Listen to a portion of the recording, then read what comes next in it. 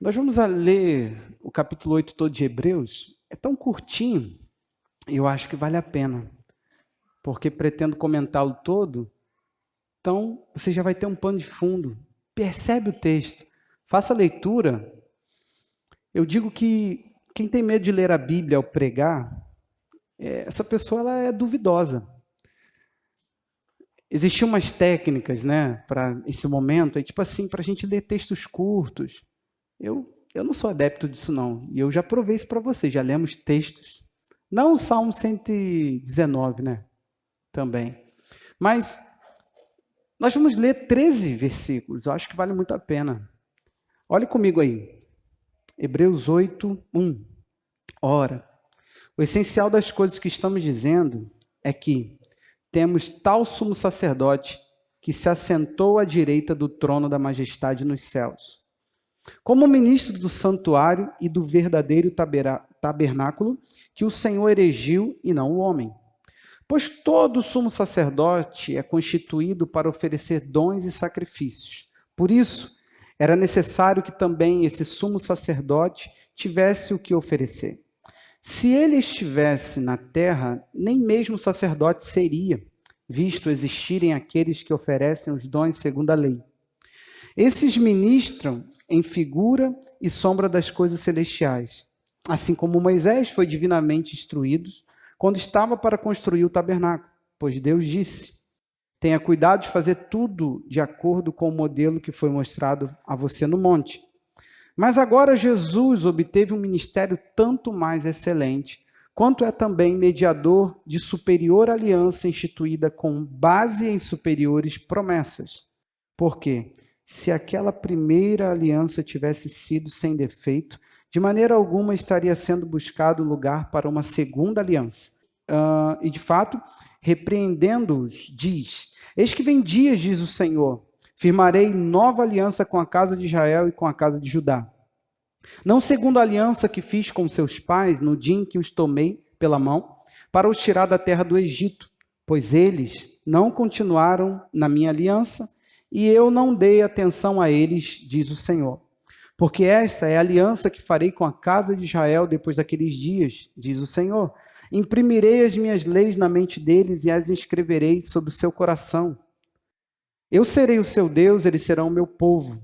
E não ensinará jamais cada um ao seu próximo, nem cada um ao seu irmão, dizendo: conheça o Senhor, porque todos me conhecerão, desde o menor até o maior deles. Pois, para com as suas iniquidades usarei de misericórdia, e dos seus pecados jamais me lembrarei. Quando ele diz nova aliança, torna antiquada a primeira. Ora, aquilo que se torna antiquado, envelhecido, está prestes a desaparecer. Nós vamos falar sobre conhecimento de Deus. E eu escolhi esse texto. Eu não pretendo ser preso ao tema, eu pretendo ser preso ao texto. Mas o texto revela sobre isso. Quero começar te fazendo uma pergunta bem, mas bem básica. Você conhece Deus? Eu digo não com uma ideia bíblica de Deus. Você pode ter ideias de Deus, até mesmo partindo da Bíblia, mas que não revelam realmente quem Deus é. Tem muita coisa bizarra citada de Deus por intermédio da Bíblia. Então, a pergunta que não quer calar é: você conhece Deus de fato? Fato, quando eu digo, é efeitos colaterais. Eu conheço Deus e eu sofro os efeitos desse conhecimento. Eu tenho como revelar. O texto fala sobre isso. Que conhecer Deus não é dizer, eu conheço, sei, você sabe quem é Deus? Sei. Eu tenho intimidade com Ele, eu tenho a Bíblia dele. Eu tenho muitas Bíblias de Deus. E eu leio a minha Bíblia e desde novinho meu pai fala da Bíblia para mim e tal. Estava com uma pessoa umas semanas atrás, a pessoa falou assim, é muito difícil pregar para um parente lá dela. E a pessoa falou assim, porque ele conhece a Bíblia. Aí eu falei o seguinte, conhece Bíblia ou ele sabe algumas coisas que ele usa para debater? Porque a realidade da palavra é que nada podemos contra a verdade. Então, se a gente utilizar da verdade, a verdade não se contradiz, ela não se contrapõe, ela não bate de frente uma com a outra. A verdade se soma. Verdade é aquilo que é. Então, como que pode uma verdade combater a outra? A verdade, gente, é que pouco se conhece a Deus. Você sabe por que eu posso afirmar isso? Porque eu vejo pouco efeito colateral. Eu vejo poucos resultados que a Bíblia traz de conhecimento de Deus. Por exemplo, é aceitável na igreja um cristão não conhecer a Deus na profundidade, ou até mesmo não ter uma santidade muito bem firmada, ou até mesmo dizer que tem verdade para ele que ele não consegue viver, ele não dá conta de viver. E o que mais me choca é que nós enfrentamos com força uma briga que é estranha, dizendo que o Antigo Testamento passou. Eu acho muito lindo isso. Só que dê conta de tudo, porque se o nosso problema é com o dízimo, que está lá no Antigo Testamento e nós não queremos cumprir, dê conta de tudo. Dê conta do recado da Nova Aliança, porque na Nova Aliança todos conhecem o Senhor. Dê conta de me explicar o porquê que algumas pessoas entre nós, e para não dizer um grande número de pessoas, não conhecem a Deus. Caminham com Bíblia na mão, abrem Bíblia todos os dias, leem Bíblia todos os dias, ouvem os hinos que falam do Senhor, mas não tem efeito desse conhecimento, não tem nada de diferente na vida deles. Eles continuam vivendo da mesma maneira. E eles não dão conta de revelar o porquê que eles dizem conhecer a Deus e não guardam os mandamentos e não vivem os efeitos colaterais desse conhecimento. É sobre isso que eu quero falar. Sabe por quê? Uma das coisas que Deus marcou muito a minha vida foi perceber que na igreja as pessoas não conhecem Deus.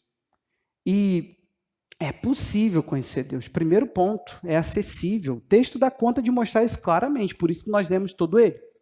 Agora, o que a gente precisa hoje entender? Primeiro ponto, só introduzindo aqui, o ministério de Jesus é mais excelente. Ele é mediador de uma superior aliança, com base em superiores promessas. Então, o que tem de Cristo para nós? Algo muito maior que ele conquistou. Se nós queremos mesmo entrar nessa briguinha de que a nossa aliança é diferente da que o povo de Israel vivia, e é o que o texto fala e afirma, nós precisamos entender que a aliança que nós estamos não diminui em quantidade, ela supera. Ela não cobra menos, ela dá potencial de viver mais. Eu estou introduzindo com essas ideias que algumas pessoas que entendem mais um pouquinho aqui vão poder mergulhar um pouco mais fundo quando eu entrar nos pontos. O que está acontecendo aqui? O texto ele não diz que Deus, através da nova aliança, barateou a convivência com ele. Ele diz, na nova aliança, Deus intensificou. E o que se conhece de Deus na nova, pode-se viver algo muito superior ao que os antigos viviam. A aliança nova, ela é algo extraordinário, ela traz algo que até então não tinha sido vivenciado. Estamos juntos? Então, com base nisso, eu quero que você entenda uma primeira verdade. Deus tem conosco um relacionamento por meio de alianças. Isso a gente precisa ficar claro. Mas por que aliança? Deus não tem, e pelo amor de Deus, vamos tirar Deus da cultura evangélica agora e vamos trazê-lo para a palavra dele, que o revela. Deus ele não tem relacionamento com quem não tem aliança com ele.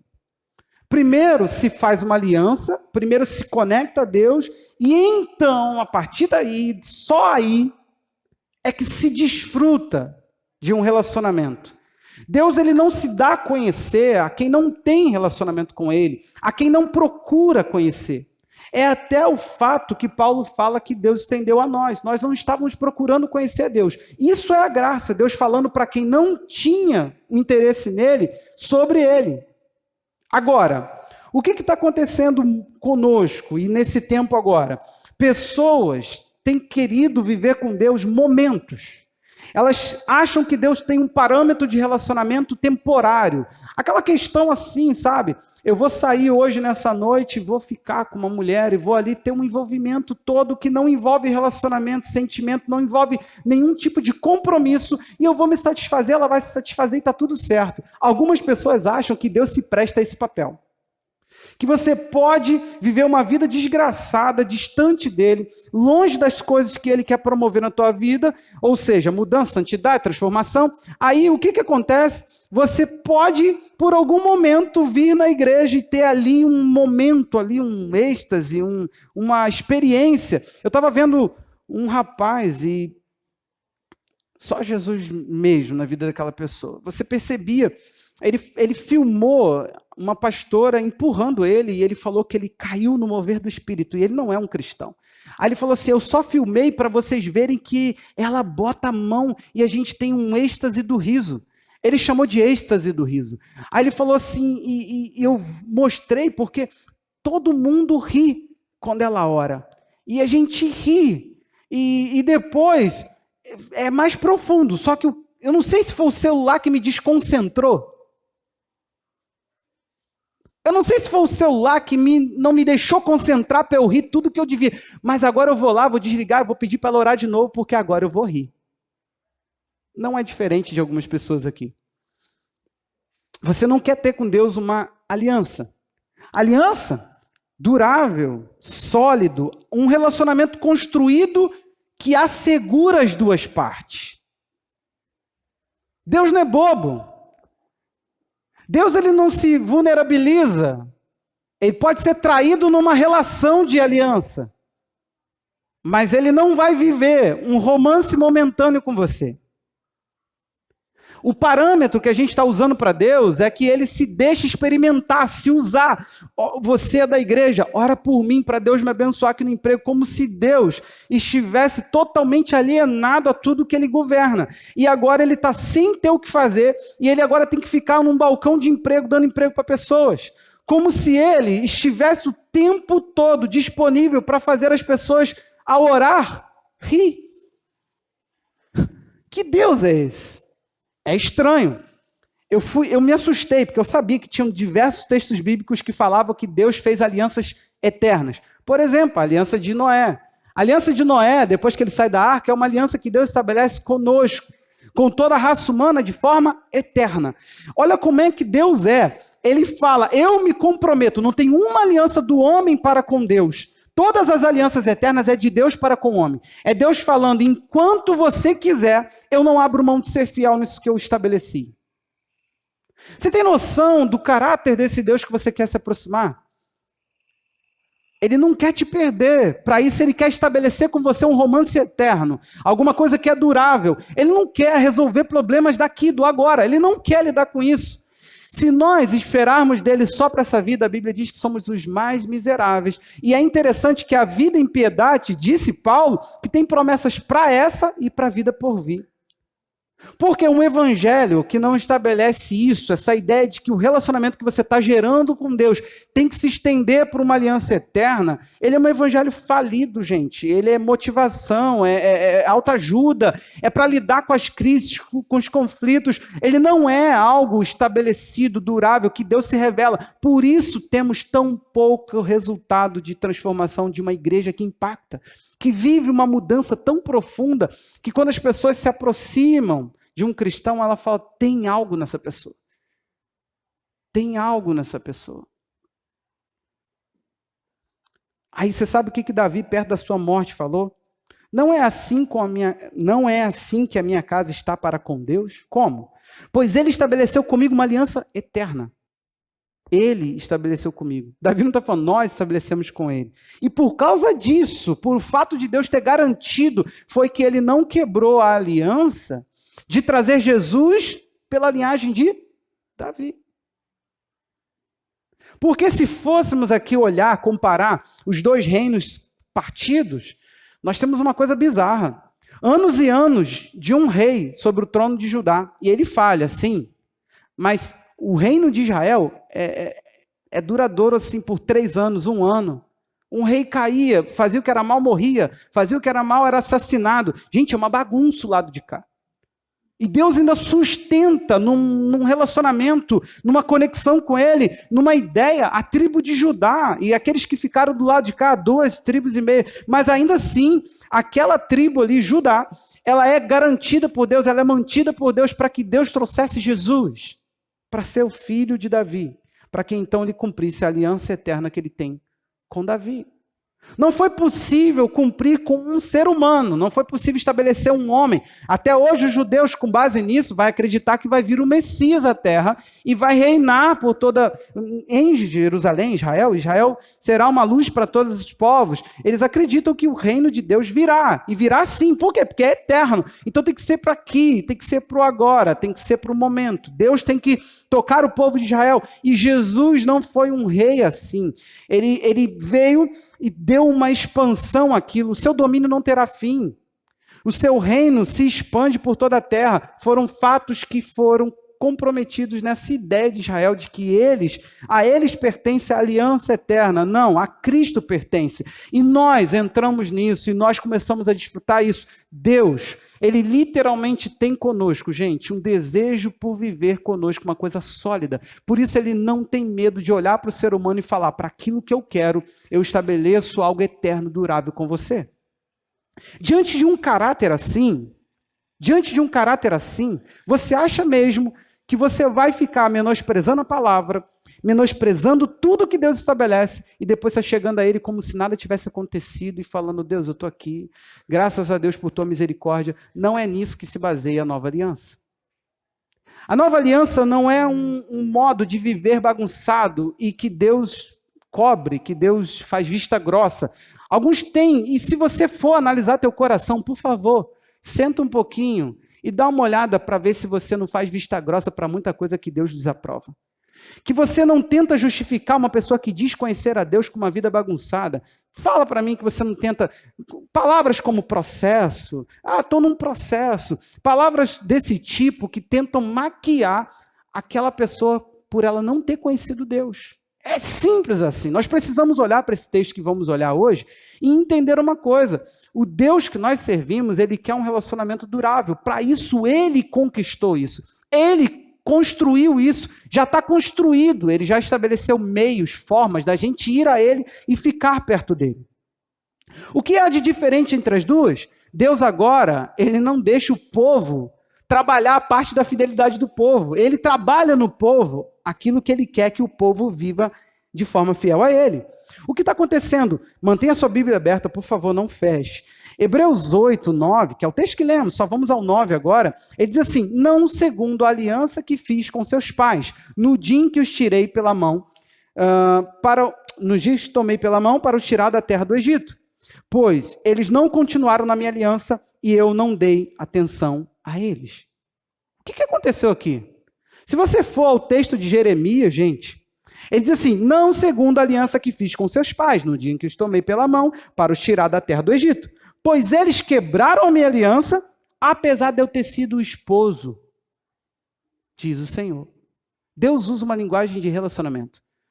A gente tem que abolir do nosso meio, a gente construiu uma ideia de igreja, uma instituição, e isso banalizou a coisa. Deus quer conosco um relacionamento. Eu tenho ficado impactado como que a Bíblia ela usa uma linguagem relacional. O que é isso? Ela tira, sabe, na sua família, você não é o pai por causa de um título. Você é o pai porque você é o pai. Você é o esposo porque você é o esposo. Você conquistou, você tem esse papel, você faz. Na igreja é o único lugar que pessoas podem ter funções que não condizem com ela. Por quê? Porque é uma instituição. Ganha quem tem mais habilidade de administrar, é isso? Nós perdemos a ideia de relacionamento e Deus fala assim: apesar de eu ter sido seu esposo. Ele fala: eu casei e tive que divorciar. Israel me traiu, foi embora. Não quis. E eu fiz de tudo, fui atrás deles. Ele falou: então eu tenho que fazer algo diferente. Ele entendeu, na antiga aliança, Deus não entendeu, né, gente? Ele mostrou para nós aquilo que estava na cara. Ele está falando: se eu esperar de vocês fidelidade, eu quebro a minha cara. Se eu esperar que vocês cumpram aquilo que eu quero para me relacionar com vocês, eu perco vocês. Se eu esperar que vocês façam o que tem que ser feito, vocês não farão. Gente, por favor, acompanhem o texto. Nisso, o nosso Pai, o nosso Deus, ele estabeleceu algo. O que ele fez? Ele começou a estabelecer pessoas cumpridoras da aliança. Ele deu meios para que a gente vivesse a aliança, para que a gente não quebrasse.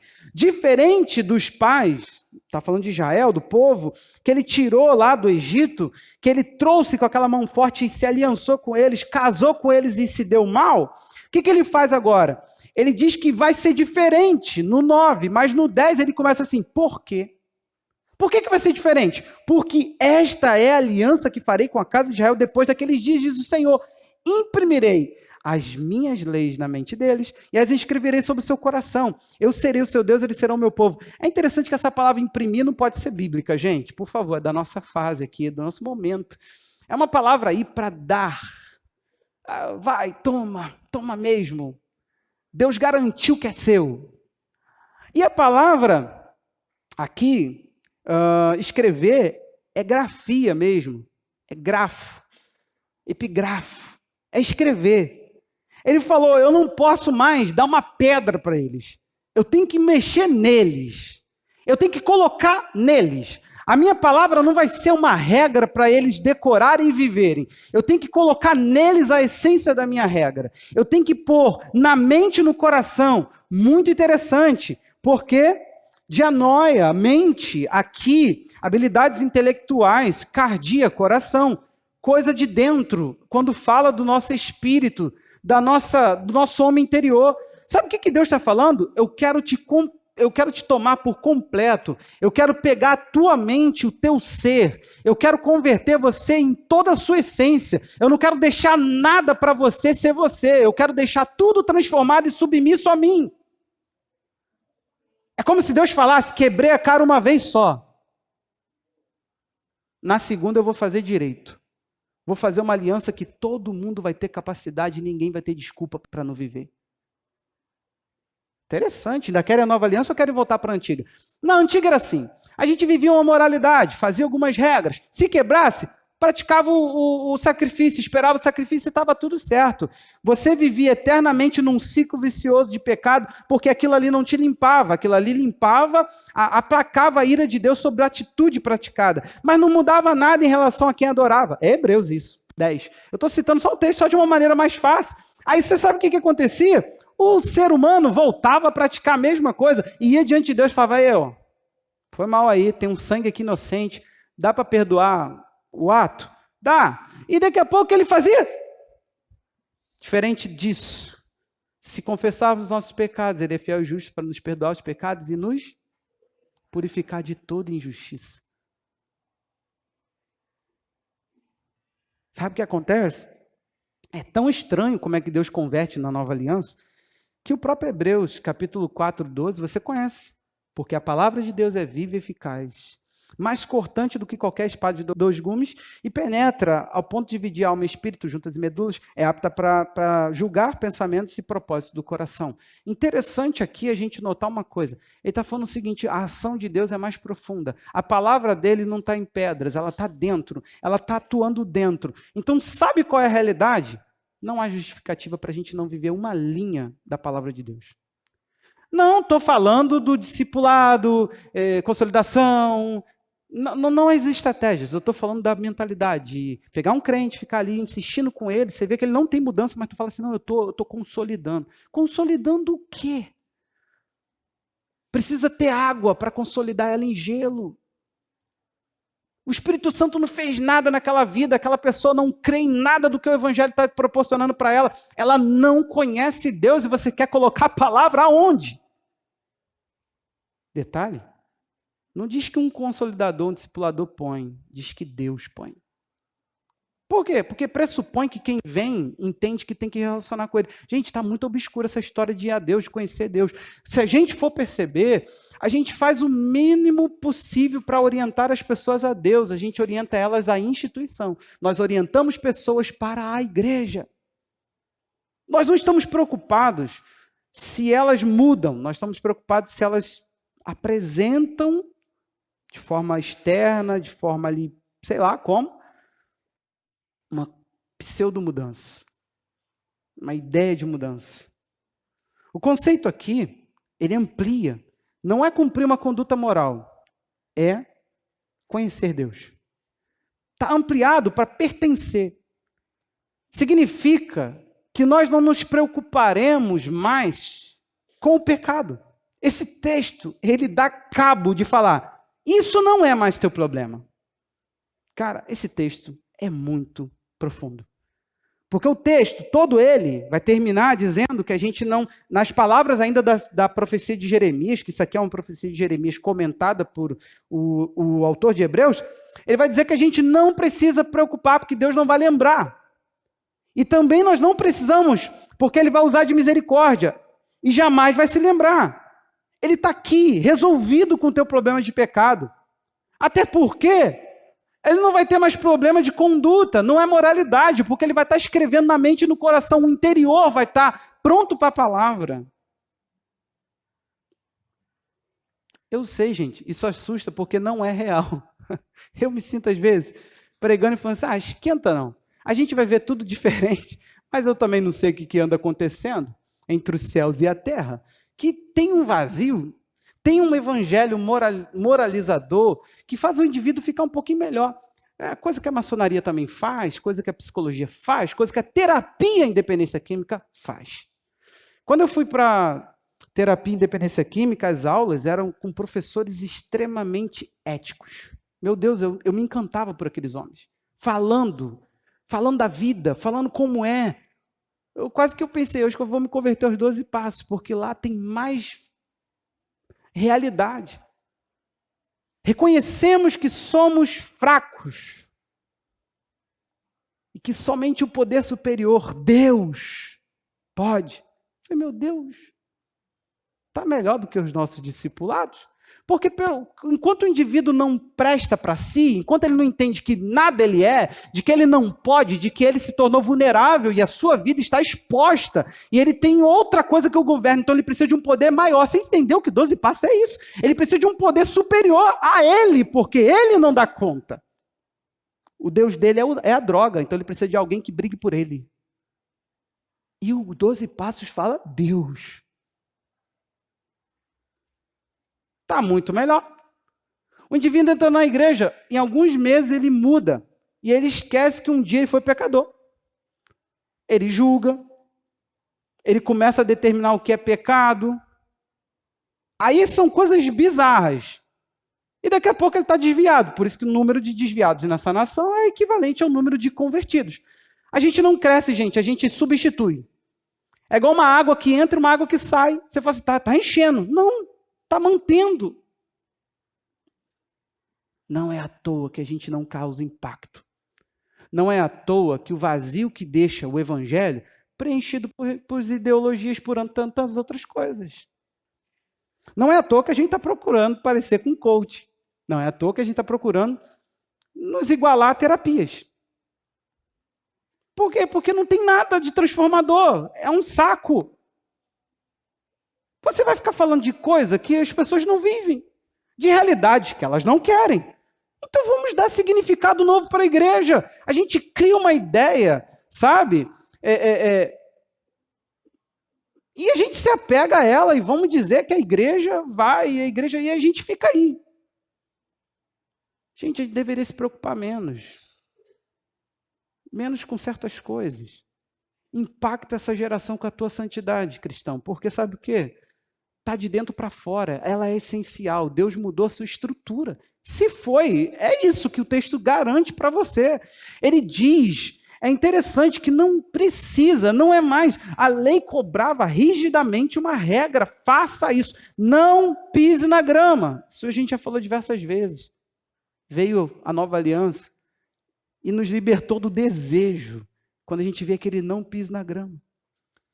Eu brinco, quando eu fui a Petrópolis, gente, naquela época tinha aquele negócio chamado câmera, tem? Não era no celular não, era uma coisa à parte que a gente carregava também. As pessoas que tinham posse, ou quem tinha amigo que tinha posse, pegava digital, né? Não é aquela de filme. Aí você podia bater um monte de foto, olha só que legal. Isso foi o boom da nossa geração. Os celulares vieram aí, tu fala, câmera? E é mesmo, tinha isso, né? Aí você sabe o que é interessante? Não pode bater foto lá dentro. Aí a sala de... Eu estava andando com a pastora assim, pelo jardim lá. Aí eu olho assim, uma janela aberta. Aí era sala de música. Olhei para ela, a câmera está na minha mão, pensando. A regra está posta, né? Mas ninguém está vendo. Falei, não, fazer isso não. Passamos reto. Mas você vê que tem um desejo em nós. Eu queria ter uma foto daqueles instrumentos. Você tem noção? É relíquia. Eu amo história. Eu estou falando, eu não finjo, eu não minto para você. Eu chorei quando eu vi a coroa e a roupa do rei. Falei, meu Deus, o Brasil é um negócio muito belo. A gente não entende a beleza do nosso país. A gente não entende muita coisa. E eu comecei eu me encanto pelo Brasil, gente. Coração mesmo. Eu não sou um brasileiro impactado por essa visão de depreciação. Nós não somos esse lixo que se prega tanto. Não somos. Nós não somos 132 milhões de brasileiros passando fome. Nós não somos. Podem falar isso lá fora de nós, mas nós não somos. Nós somos um povo generoso, sim ou não?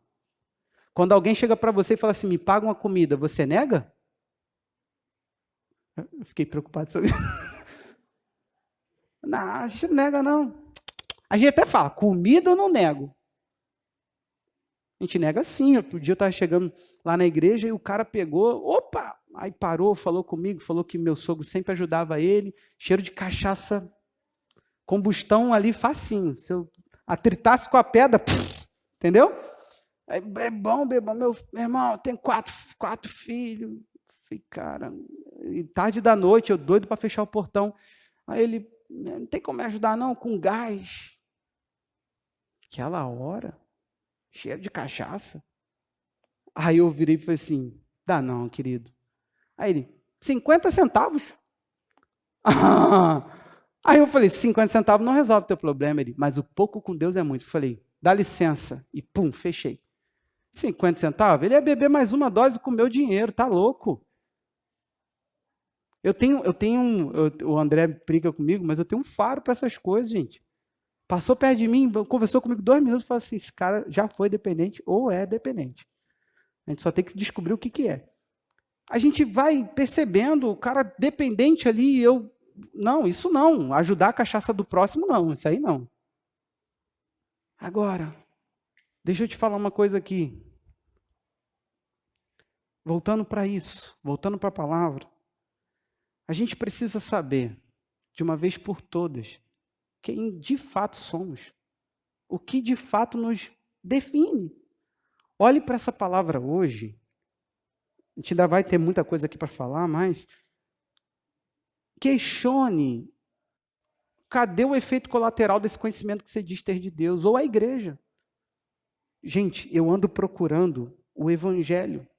Literalmente. Sou pastor de igreja, a gente respira isso, vive isso todo dia. E a gente fica assim, meu Deus do céu. O Túlio falou que o evangelho é poder de Deus, a paixão por Jesus. Esse queimar, não adianta fazer uma igreja com uma doutrina correta. Nós não fomos chamados, isso que eu estou te falando, isso nem é a nossa preocupação quando a gente está perto dele. Perto dele, nós somos transformados naquilo que o agrada, e basta.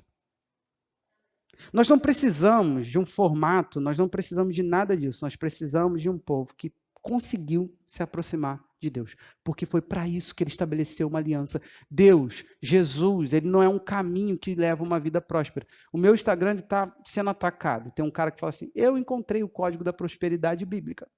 Cara, mas é sempre, eu estou lá vendo meus vídeos de risada, só para rir. Vídeo sério eu passo, vídeo de anúncio de curso eu passo. Aí vem esse cara, oi, eu encontrei, cara, mas não dá tempo, porque ele fala muito rápido, ele é bom no negócio.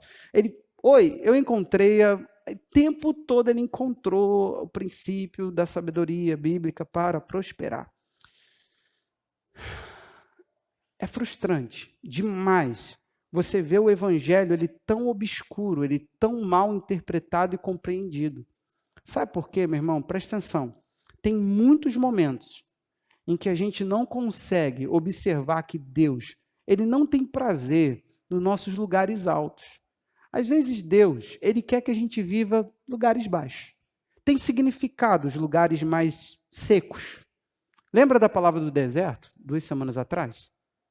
Tem hora que ele quer que a gente esteja num lugar para a gente afirmá-lo, dizer que ele cuida de mim. dizer que ele está comigo. Foi isso que ele me fez entender na prática.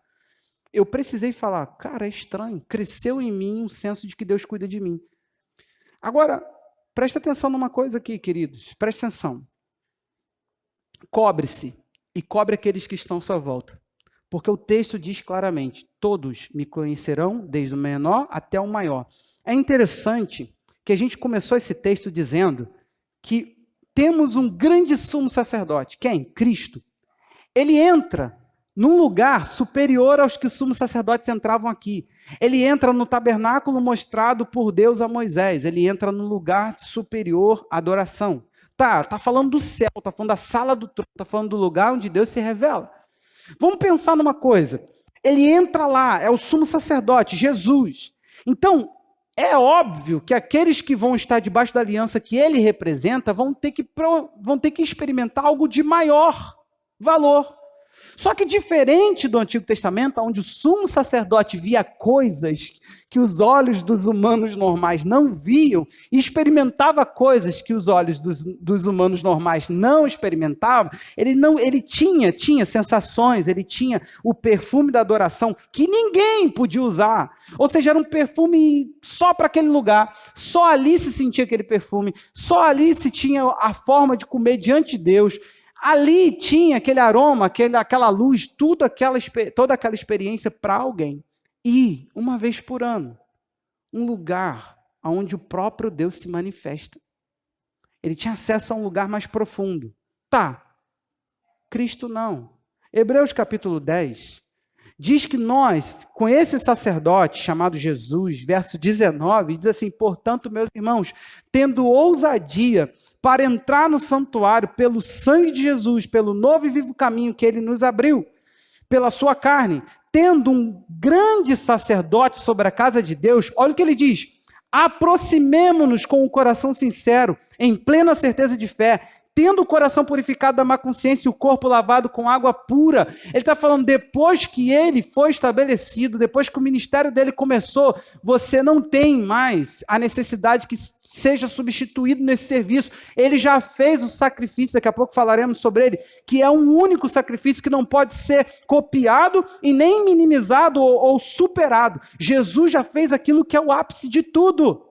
Por isso que Hebreus vai começar dizendo que ele é a exata pessoa da glória de Deus, ele é a exatidão da imagem de Deus. Não tem mais o que se saber, não tem mais. Depois que Jesus veio plenamente para nós, tudo que é. Gente, é para nós isso que eu estou falando. É para nós. Não tem mais um grande sumo sacerdote que vai existir. Em Israel já há um movimento de ajuntamento de sacerdotes, eles são treinados, é possível ver eles orando juntos, reconheceram quem é da tribo de Levi, conseguiram fazer, e levantaram esses, estão treinando eles para a construção do novo templo. Por mais que eles façam tudo isso. Tem que ser o sumo sacerdote, então, sacerdote também, tem que ser da família de Arão, né? Tem que ser de Levi, óbvio, né? Todo mundo que é de Arão é de Levi. E de Arão, não pode ser da tribo de Levi, da tribo da família de Gerson, um dos caras lá, os levitas. Não, tem que ser a nata da nata. Mas ainda que eles consigam chegar a isso, Jesus é o sumo sacerdote que superou tudo, então não tem mais o que se superar. Aí você sabe o que aconteceu? Agora não se tem mais substituto lá. Nós falamos isso na nossa série de sacerdote. Agora você precisa habitar o lugar que foi aberto para você. Vou te dar uma péssima notícia. Essa história de a sós com Deus, em secreto com Deus, quarto escuro, quarto redondo. Essa história de ficar com ele sozinho não é para crente super santarrão. É para todo aquele que descobriu essa vida. É efeito colateral. Uma vez que eu entendi que eu não posso estudá-lo de longe, saber a matéria, peraí, não vou à aula não, alguém que me empresta a folha do fichário. Não dá para fazer isso. Você vai ter que entrar e desfrutar, porque o conhecimento aqui é uma palavra muito boa, porque é para experimental. Todos me experimentarão. Todos terão tempo comigo. Tem alguns irmãos aqui que você talvez não teve um tempo a sós com ele. Você não desfrutou desse irmão. Quer ver? A pior coisa é você olhar para mim agora e achar que você sabe alguma coisa a meu respeito. Não, você sabe nada de mim. Isso aqui não mostra nada de mim. Claro que não. A pior coisa é você achar que porque você tem uma informação acerca de Deus, tu conhece ele. Aquela informação que te pega, meu irmão, que te dá uma banda, te joga no chão, faz você rever sua vida, faz você rever suas expectativas, faz você querer aquele que você está conhecendo. Agora, o conhecimento que faz você questionar, se afastar, virar crítico, isso não presta para nada diante de Deus.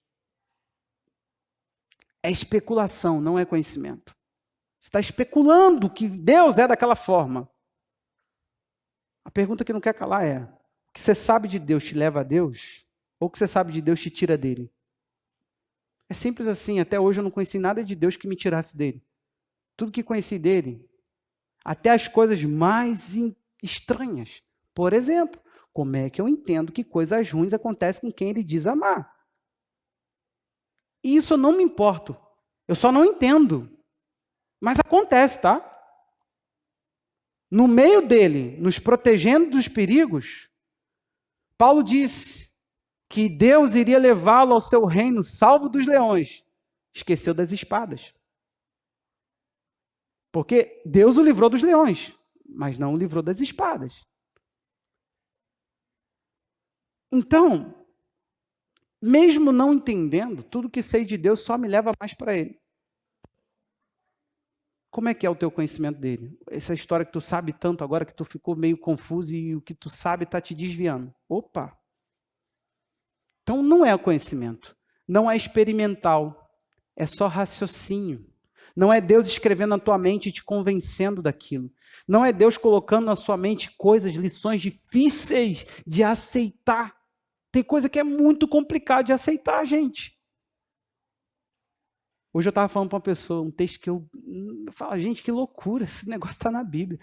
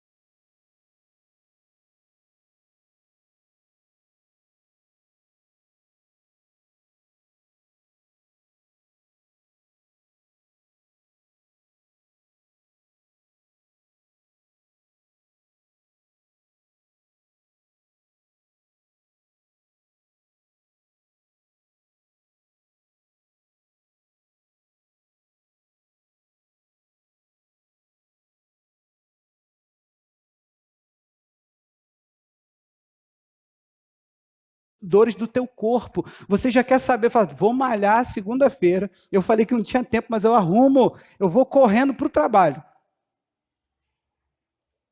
Morre alguém perto do André. André vai pegar a Dutra ali, ó, correndo. Né, André? Duvido. A gente fica muito mais reflexivo. Então, existem paradoxos, existem muitas coisas que a gente não entende em relação à palavra. Mas tudo que a gente vier a entender vai nos aproximar e não nos afastar. Estamos juntos? Agora, uma questão que fica aqui que me deixa assim. Nessa aliança haverá de fato, a tão procurada expiação dos pecados. Presta atenção numa coisa aqui. A aliança que nós estamos agora, fato, ela limpou pecado.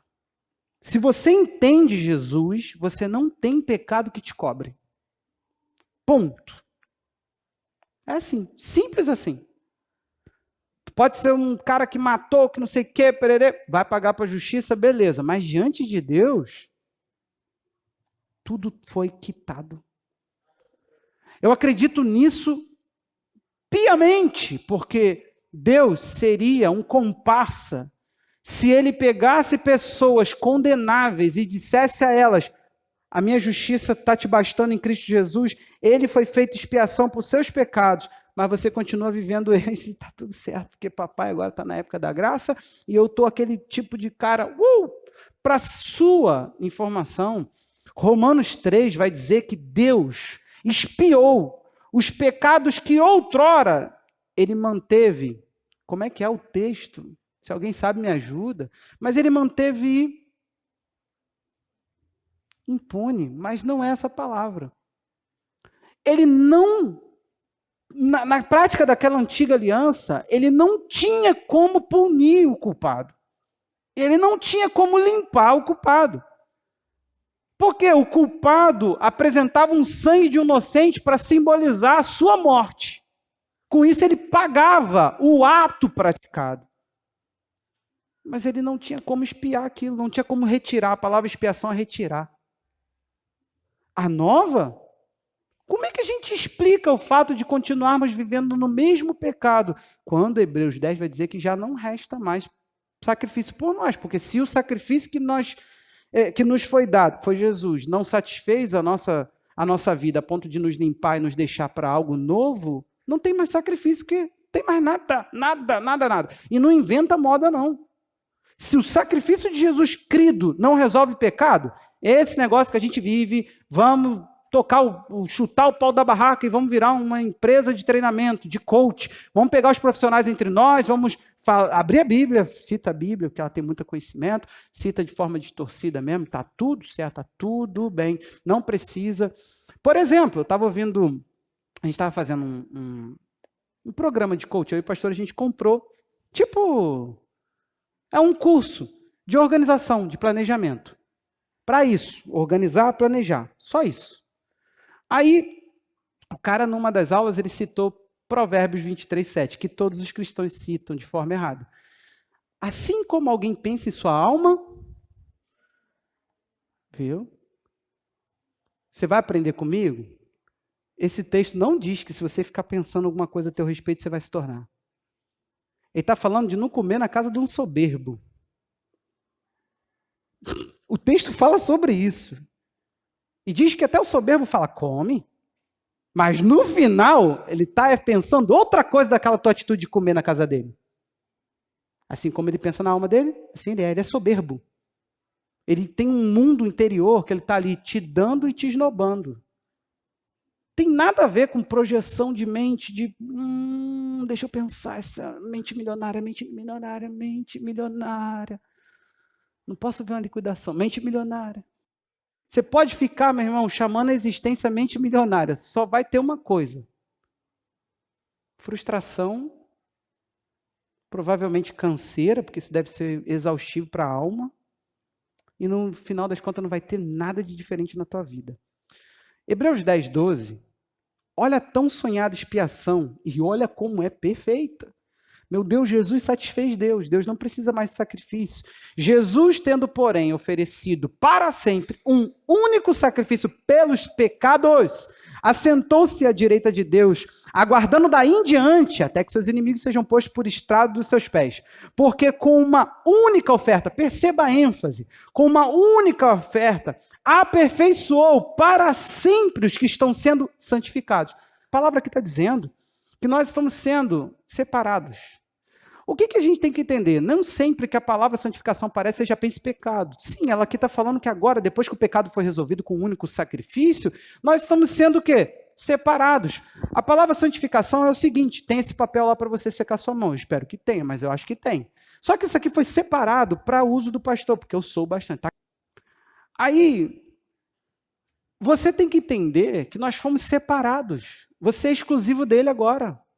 Agora, como que a gente vai viver uma mentalidade que nos chama de exclusivo, sendo tão pouco dele, pertencendo tão pouco a ele, cumprindo tão pouco os propósitos dele? Como que você pode se chamar de alguém santificado, gente? Não, pastor, porque tem coisa, por exemplo, eu não jogo no bicho, pastor. Pô, santificação ao Senhor. Não, tu não é bobo. Tu não gasta teu dinheiro suado. Tu entendeu o que o Provérbios fala. Não gasta teu dinheiro com aquilo que não é pão. Produza com dinheiro. Semeie o dinheiro. Faça o dinheiro render. Invista. Não perca. Você só é inteligente. Não, pastor. Hein? Fala aí. Como é que você vai ser santo se você não vive para os propósitos de Deus? Como é que você explica essa desconexão, essa ideia de que agora você pertence a um Deus, que você é dele, mas o que ele menos tem é você? Aí ele diz, 15, e disso nos dá também testemunho o Espírito Santo. Gente, por favor, olha esse texto, por favor, olha aí, você pode olhar aqui, disso também dá testemunho o Espírito Santo, porque após ter dito, esta é a aliança que farei com eles depois daqueles dias, diz o Senhor. Imprimirei. Lá no 10, a gente não está lendo 10, mas era o 8. A mesma coisa, imprimirei as minhas leis no coração deles e as escreverei na sua mente. Depois dele dizer isso, ele acrescenta, também dos seus pecados, das suas iniquidades, jamais me lembrarei. Ora, onde há remissão de pecado, não existe mais a necessidade de sacrifício pelos pecados. Quitou. Gente, aí você volta ao texto do 8:13. O que vai acontecer lá? Ele vai dizer assim, ora, quando ele diz nova aliança, torna antiquada a primeira, ora, aquilo que se torna antiquado, envelhecido, está prestes a desaparecer. A palavra aí é obsoleto. É uma ideia de desuso. Por exemplo, quantos aqui compraram uma câmera de foto, para bater foto, antes que alguns engraçadinhos levantem a mão, nos últimos 5 anos? Levanta a mão. O que houve? Vocês não estão batendo mais foto, não? Desuso. Por que agora? Você está atrás do celular com pixels e pixels e pixels e pixels e pixels. Gente, tem uns celulares aqui, quando levanta assim, eu tomo o meu, até escondo o meu assim. E olha que o meu não é uma câmera tão ruim. Aí você dá aquela... Daí, Roberta, daí. Roberta, ontem foi bater foto, eu fiz até assim, olhei para o meu, aí eu olhei para... Não, vai com a maçã mordida mesmo. Se não tem as mães, não entra não, eu já fiz assim. Já botei para música, deixei ele bem longe assim. Entendeu a questão? Está em desuso ou não está, gente? Câmera. Tá? Para que você precisa da antiga? Se a nova satisfez, é só isso. Não é porque ela... é porque ela estava imperfeita, diz o texto. Deus falou, tem uma imperfeição nessa lei. Qual é a imperfeição da lei? Pensa, se todos os mandamentos são justos, são fiéis, Paulo disse santo e bom. Qual é o defeito da lei para o escritor de Hebreus? Ele falou isso, você leu no 8 comigo? Não? Lá, no 7, 8:7, porque se aquela primeira aliança tivesse sido sem defeito, ele chama de defeituosa aliança de Deus. Agora, Deus faz coisas com defeito? Não. O que está acontecendo aí, então? Ele está falando, tem um problema, que a primeira dependia do outra parte. Na segunda, ele falou assim, se a outra parte disser sim, eu faço tudo. É isso. Ele satisfez toda a justiça que você precisa executar. Pastor, eu tenho medo de ser crente. Por quê? Eu tenho medo de me entregar, pastor, porque eu sei que eu não vou dar conta de viver certas coisas. Tem muita coisa que é difícil ser crente, pastor, não é fácil não. Com Deus como aliado, com Ele fazendo o que agrada a Ele em você, com Ele colocando na tua vida aquilo que é agradável a Ele, o que há de difícil nisso? Hein? Fala aí para mim. Tem coisa que exige muito de nós nessa vida, mas o Evangelho não. Aí entra uma frase minha de anos, repetitiva. O que Deus espera de você? Olha de novo. que você se renda, que você se relacione com Ele. Aí nem isso você dá conta. O querer e o efetuar vem de quem? Deus. Ele é quem opera em nós o querer e o efetuar segundo a sua vontade. O texto de cima, estou citando Filipenses 2,13, agora o 2,12. Desenvolvei a vossa salvação. Ué, manda eu desenvolver minha salvação, depois fala que Deus opera em mim o que eu devo querer, segundo a vontade dele, e ainda o efetuar, segundo a vontade dele. Gente, o que está acontecendo? Para onde foi esse evangelho? Tem a parte do obedecer não só na presença dele, continuar obedecendo, mas ele fala isso aqui, desenvolver a vossa salvação com temor e tremor. Eu desenvolvo ou Deus opera? Os dois. A minha parte é só se render. Eu só preciso jejuar, eu só preciso orar, eu só preciso mostrar para ele em forma de prática. Isso que são as práticas devocionais, elas só servem para um fim, para você mostrar para Deus a sua incompetência que você não sabe ser. Você falar para Deus, Deus, eu estou aqui, porque eu não sei cuidar de mim, então livra-me do mal, livra-me da tentação, me dá o pão.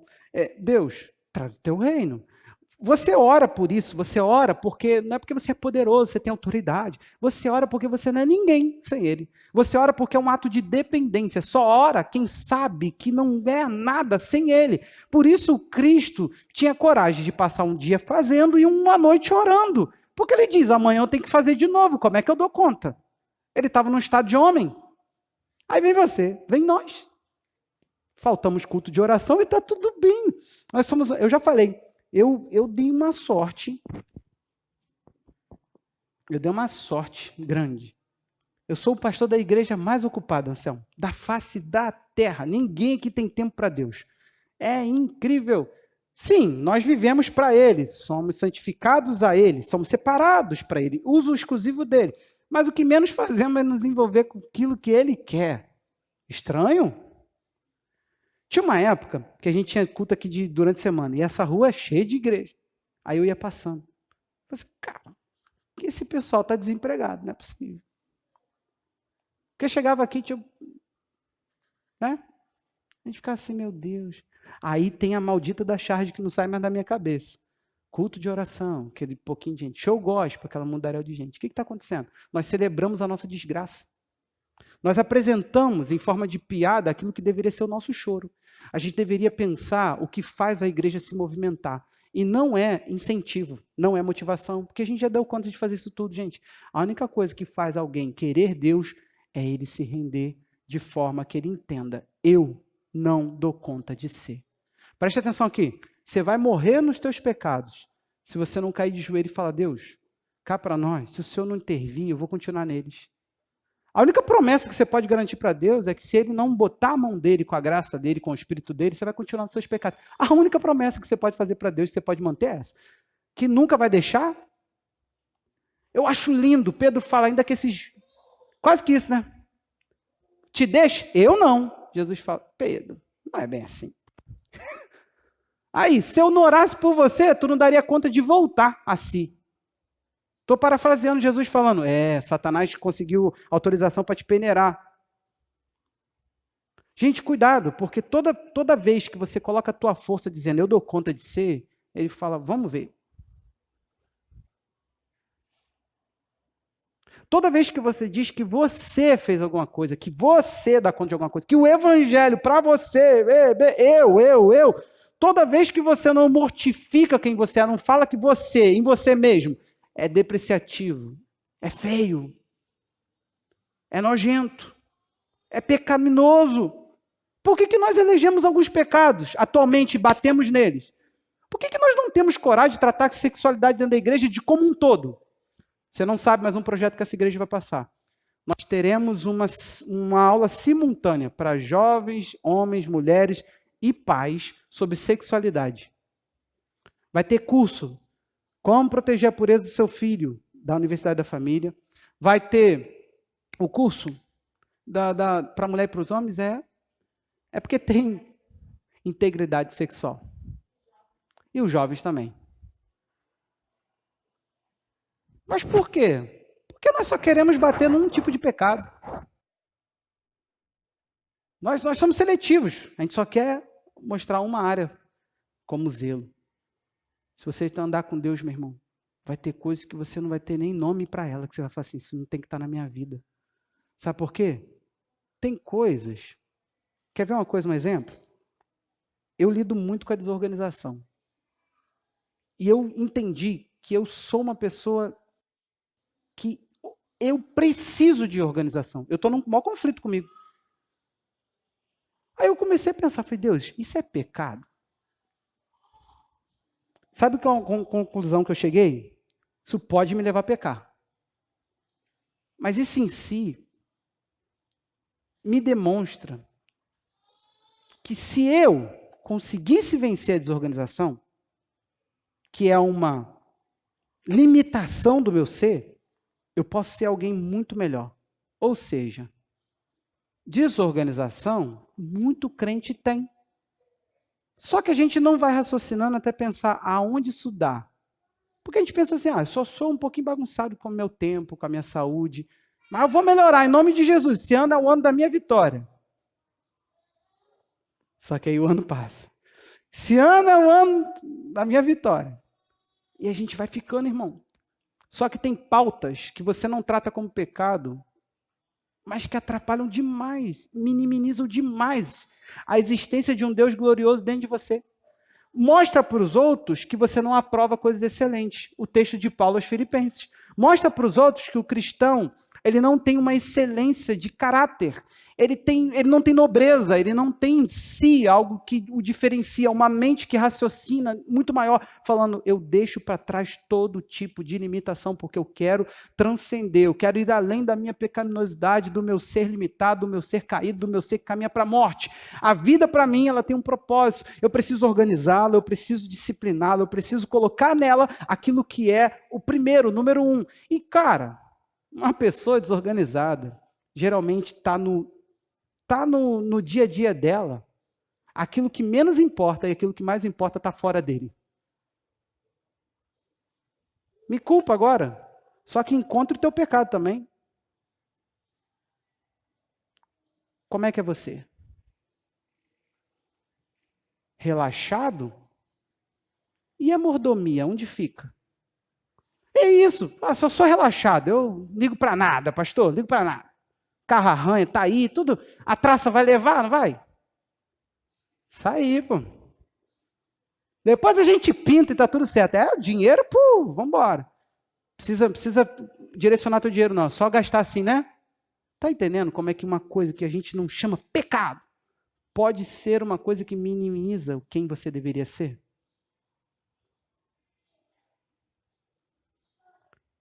Se você quer a nova aliança, meu irmão, preste atenção. Ela está totalmente satisfeita, resolvida, organizada. Está ali. Está tudo estabelecido. Deus não vai chegar para você e falar assim, mas vamos falar dos seus pecados. Não. Ele quer que você chore e reconheça. Ele quer que você sinta, ele quer que você perceba. Deus não tem problema com o choro de angústia, ele não tem problema com a dor e nem com a tristeza. O evangelho atual, eu vi de novo com a pastora dessa vez. Falei, a placa ainda está ali. Para de sofrer, meu Deus do céu. Como? Eu entro nessa igreja e falo, irmãos, tem mesmo como? Paulo falou que se a gente viver piamente, a gente há de sofrer. Ele garantiu, mas se tiver uma forma de parar de sofrer, eu estou dentro. Eu vivo essa religião, o que tem que fazer? Tatuar o quê? Fala aí. Gente, não tem como. A gente pode sim. E sabe o que me ganha? Ele é a propiciação pelos nossos pecados, não somente pelos nossos próprios, mas também pelo do mundo inteiro. Jesus já satisfez a justiça de Deus de forma que aquele que vai nascer e vai pecar já está no sacrifício dele. Tem noção? Cada um ia por sua conta. Jesus foi pela conta de todos. Como é que você quer viver com o peso do pecado um relacionamento com Deus, gente? Como é que você quer viver acusado? Você quer viver pressionado? Você quer viver pensando que você vai para o inferno? Que vida cristã é essa, desgraçada? A vida cristã tem que ser isso aí, já tem que estar pauta resolvida. Agora, o que precisa estar em pauta é, eu preciso conhecer Deus. Você tem que ter desespero por Deus. Um jejum, para você, tem que ser uma coisa que você deseja. Uma coisa que você quer fazer. Uma disciplina que você quer exercer. A vida com Deus, a oração, a vida cristã, a pregação, tudo isso. Sabe por quê? Efeito colateral. Você precisa conhecer Deus e fazê-lo conhecido. Você precisa conhecer Deus e refleti-lo. Você precisa conhecer Deus e dar conta de mostrar Deus. Você entendeu? Do contrário, é só uma informação que não muda nada para ninguém. Você crê que Deus existe? Tiago diz. Não é nada demais, os demônios creem e tremem. Você talvez crê e não está nem aí. Fala, não, Deus existe, pastor. Pô, que isso, né? Seria louco, tá maluco. E, não, então, tem temor de Deus, respeito dele. Temor por Deus traduz o princípio da sabedoria. Se você teme a Deus, você vive de modo sábio. Todo mundo vai ver. Tem efeito colateral, gente. Tem efeito. Não fala que o teu parente é um homem que tem temor a Deus, só não é cristão. Isso não existe. Não compactua. As duas coisas não misturam. Se ele tem temor de Deus, ele tem obras sábias. Eu quero que você se resolva com Deus. Não é possível que isso não mexeu alguma coisa com as tuas anteninhas, sabe? Deixou você aí. Peraí. Conheço ou não conheço? Conheço a Deus. Se eu conheço, por que pecado, então, para mim, é uma coisa que está pauta atual. Estou vivendo no pecado. Eu tô pesado pelos meus pecados. Atualmente vem tudo à tona, bum, em cima da minha cabeça. Olhe para os textos. Se não me falha a memória, Pedro vai dizer que quando a gente deixa de dar fruto, a gente fica infrutuoso, vai começando a se afastar de Cristo, e a Bíblia diz que nós paramos aonde? Esquecendo da purificação dos pecados do passado. Quando você começa a se afastar e deixar de relacionar com Deus, de fato Deus, você começa a relembrar os pecados que você... Sabe por quê? Ele é a tua limpeza, não é você que se limpa. Você entendeu isso tudo? É ele que satisfaz a justiça que ele pede de nós. Se fosse o contrário, te garanto que ele sairia mais uma vez um marido traído. Porque o povo para trair Jesus é a igreja dele. Diz que quer casar, mas tem tanta amante. Com todo respeito, tem muita coisa que se a gente chamasse de evangelho, com todo respeito, gente, está até me doendo, a gente teria que chamar Deus de corno. Você entendeu? Tem que falar. Tem muita coisa que se a gente chamar de evangelho, Deus é corno. Ele é um marido traído. Agora, para aquele que fala, Jesus, eu entrei nessa para uma relação de amor. Pode ficar tranquilo, ele te sustenta. Ele vai sustentar você aonde for. Na dor, na alegria, na decepção, na satisfação, em todos os momentos. Brasil querendo o evangelho fora daqui, nós seremos sustentados tranquilamente. Porque nosso objeto de desejo é o Senhor. Se nos matarem, só vão acelerar a nossa proximidade com Ele. Gente, isso não é falácia de Paulo, isso é consequência de conhecer. Aonde que está isso? Filipenses? É. Aonde que está isso? No mesmo lugar que ele falou. Filipenses 1, ele falou isso, viver para mim é Cristo, morrer é lucro. Por quê? Porque me levaria para perto dele. E o 3, ele falou, eu quero conhecer Jesus. É só isso que eu quero. Eu quero conhecer Jesus. Eu considero tudo perda para conhecer Jesus. Conhecer. Ele só quer conhecer. Então, se for a nossa única ambição e alguém nos matar, satisfez ela. Claro, a gente conversa muito sobre isso já. Sobre morte, sobre perspectiva de morte. Sobre, sim, meu amor, seu parto você vai sentir a dor, mas se levanta e sai vivendo, porque Jesus é que é teu dono. A única coisa eterna entre nós dois é Cristo. Nenhum nem outro quer. A gente acredita que vamos ver Jesus com esses olhos que a terra não há de comer. Eu acredito que eu vou ver o Senhor. Acho que eu estou novinho para isso, meu Deus. Pensa aí. Eu acredito em 2 décadas de história. Então, eu acho que eu vou viver até 50. Me deu até um negócio aqui agora. Está com 55, 56, dona Tânia. Não vou chegar? Fazer uns burpees essa semana. Hein? Você quer conhecer Jesus? Meu irmão, essa mensagem não foi para te acusar. O problema é quando você deixar de viver isso, ficar vivendo isso de forma relapse e, por último, esperar que tudo vai dar certo. Não. O que eu quero de você? Coloca a sua vida diante do Senhor e fala para Ele assim, Jesus, o Senhor não está desprezado pela igreja, porque eu também sou ela. E Jesus, eu te amo. Eu só quero que você comece agora numa linguagem relacional com Jesus. Não é romântico, é decisivo. Quando você disser para o Senhor que você o ama, tenha em mente que você está falando assim, ó, Jesus, o Senhor tem tudo de mim. Sabe por quê? Ele não te pediu, o mandamento não é amarás o Senhor teu Deus. Isso é uma ideia que a gente precisa ampliar. Você não precisa pedir para alguém para te amar, isso é estranho, você conquista quem você quer que te ame. O mandamento é a exigência. Ele diz, amarás o Senhor teu Deus de todo, e vai todo, todo e todo. Ele pede todo ser. Resumo, força, entendimento, coração. Ali é todo ser. Tudo que há em mim precisa ser conquistado para amar a Deus. Deus, ele quer um amor total, um amor inigualável batendo dentro de você por ele. É isso. Como que você vai chegar nisso, gente? Acabei de falar para ele, Deus, nesse nível a gente não dá conta. Estava na adoração. Não dá. Se o Senhor não atuasse, eu não conseguiria te amar.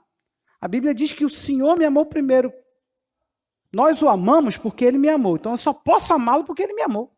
Então, gente, não é obra nossa, gente. Fica tranquilo. Deus não espera de você, porque a primeira esposa ensinou. A primeira esposa de Deus mostrou que se Deus esperar do homem, o que ele terá é traição. A hora que você falar para ele, vamos casar, você está entendendo a linguagem, né? É a linguagem do texto. Quando você fizer, vamos casar, ele vai falar assim, essa aliança que tu vai pôr no dedo e as palavras que tu vai falar, a partir de hoje são sustentadas pelo meu Espírito. Eu te dou a essência da obediência. Eu te dou a essência do ser. Você não precisa mais lutar, você será. Gente, é o Evangelho. É tão estranho para mim falar o Evangelho. Eu te falo, eu confesso. Eu creio tudo nisso. Eu só não sei por que a igreja não está vivendo assim. O que a gente fez, gente? O que nós transformamos a igreja do Senhor? Existe uma angústia no meu coração muito grande. Eu fico me perguntando o que é isso.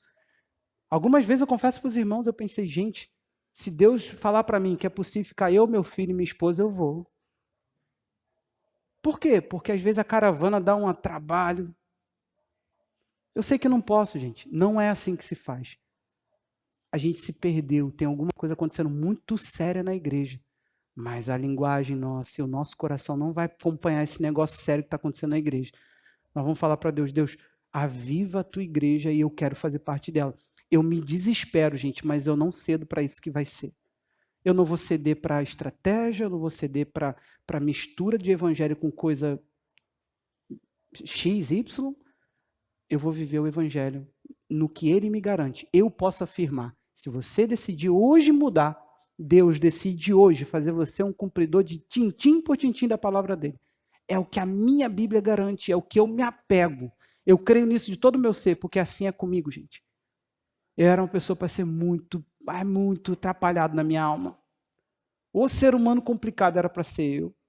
Como que Deus moveu na minha vida? Por que ele vai deixar você de fora disso? Tu acha mesmo que eu sou o quê? O filho da santidade de Deus? Hein? O modelo da perfeição divina, que Deus fez a mim e jogou a forma a forma. Nada.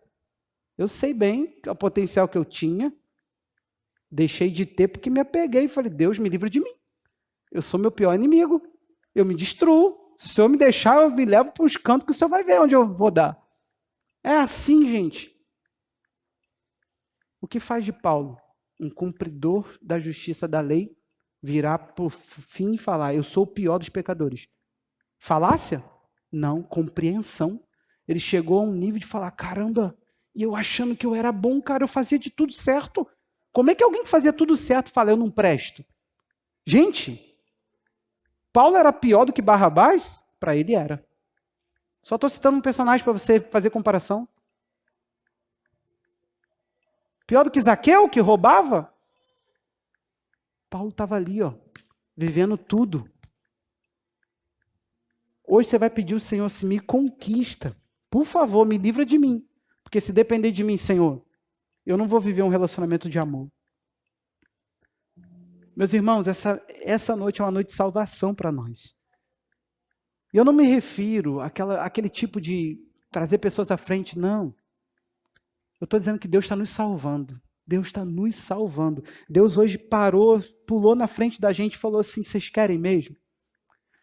Desde o louvor há um clima de avivamento. O que é isso, pastor? Um clima de Deus ressuscitando coisas, avivando. Botando lenha na fogueira e falando fogo. Desde o louvor tem um clima de Deus falando, chega, teu processo de desvio para hoje. Eu te trago de volta, eu te faço trilhar de novo um rumo, você se esvaziará, você se reconhecerá. É como se você se convertesse hoje. E eu não estou falando para pessoas não crentes, não, estou falando para a igreja do Senhor. Jesus está encontrando a nossa vida e nos convertendo hoje. Essa verdade é uma verdade que veio e vai produzir um antes e depois na sua vida profundo. Você terá um respeito por Deus conforme você até deseja. Não é questão de desejo. Paulo disse, o querer, o bem está em mim. Eu até quero, mas realizar não consigo. Você tem que chegar nesse evangelho. Você tem que chegar nessa compreensão. Eu não dou conta, pastor. Eu queria trair minha esposa, eu queria mentir, eu queria... Isso, esse é você. Se você não entender quem é você, você não vai entender para que tu precisa da graça. Depois dele falar, o querer está em mim, mas eu não consigo fazer. Ele entra no 8 de Romanos dizendo, nenhuma condenação há. Pois a lei do Espírito de vida em Cristo Jesus nos livrou da lei do pecado e da morte. Da lei que não me permitia fazer a lei de Deus. Qual é o defeito da lei de Deus? A nossa incapacidade de cumprir. Qual é o defeito da lei de Deus? Não, gente, todo o Antigo Testamento é puro. É delicioso. Para aquele que entende a profundidade do caráter que Deus queria que você vivenciasse. Tem pessoas que eram tão presas no interior, meu irmão. Você é um crente, você um dia desfrutou, mas teu interior, você não se sentia conquistado por dentro. Hoje o teu coração se dobra. Hoje a tua mente se dobra. Hoje você é cristão no interior. Hoje não é mais uma questão de força para a moral, força para as ações. Hoje, a partir de hoje, é uma questão essencial, você é cristão agora por essência. Você perceberá seu coração se moldando aos princípios da palavra. Você não vai mais fazer força. Eu não me refiro a princípio X ou Y, a toda a palavra de Deus. Você terá ela como pura. Gente, há uma presença do Espírito Santo diferente. Você que não é batizado no Espírito Santo pode ser cheio agora dele, seja tocado pelo Espírito Santo e seja batizado por ele no poder agora. Que o Espírito Santo te dê poder para se tornar filho, que o Espírito Santo mova você de dentro para fora, que o Espírito Santo enche a sua vida. Há uma presença do Espírito Santo diferente nesse ambiente. Se você é sensível a ele, por favor, se envolve com ele e receba agora direção, destino, receba agora na tua identidade um marco de Deus. O Espírito Santo está imprimindo em você. É Ele que vivifica a nova aliança. É Ele que torna ela vida dentro de você. Então se envolve com Ele, se envolve com Ele.